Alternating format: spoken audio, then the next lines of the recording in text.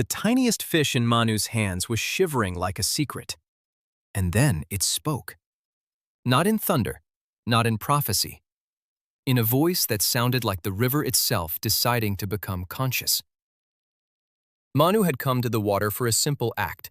Rinse his palms, offer a little gratitude, steady his mind.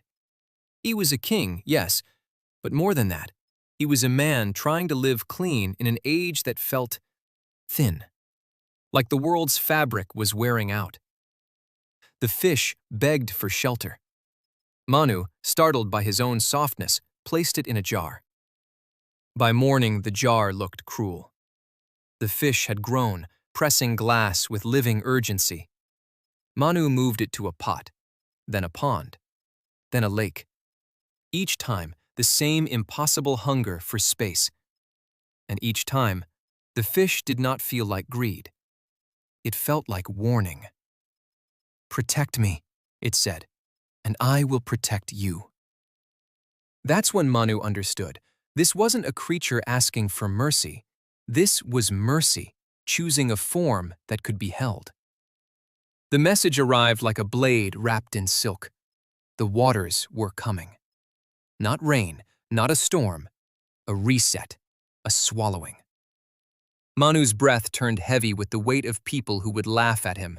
His ministers would call it madness. His own mind would try to call it fear.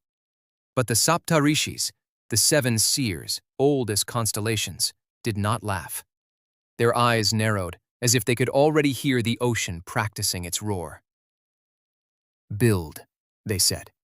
Not a palace, not a fort. An ark. A mountain boat. So Manu built with trembling hands and stubborn devotion. He gathered seeds, small future worlds wrapped in shells. He gathered herbs and medicines. He gathered the essences of what must not be lost.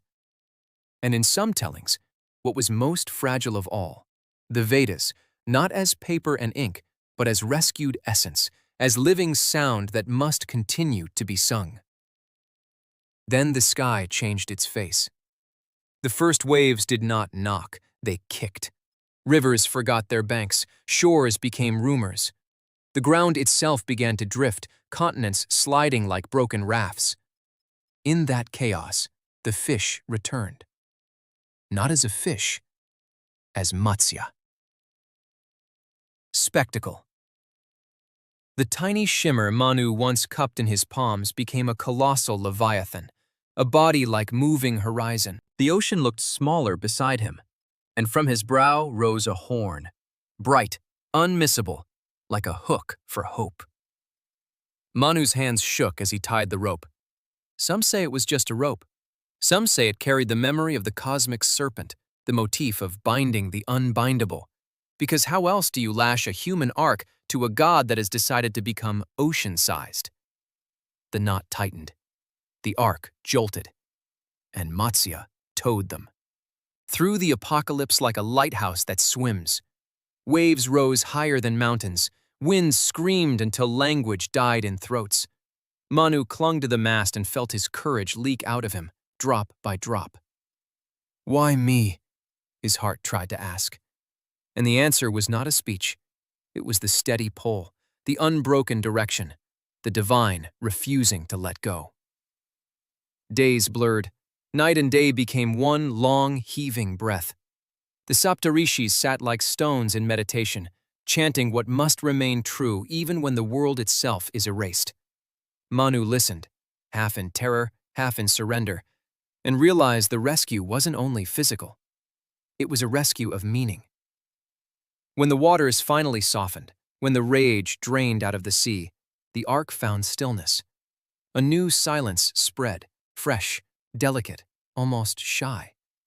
And Matsya, the protector who had worn the simplest skin to enter Manu's life, looked back with eyes that held every ending and every beginning.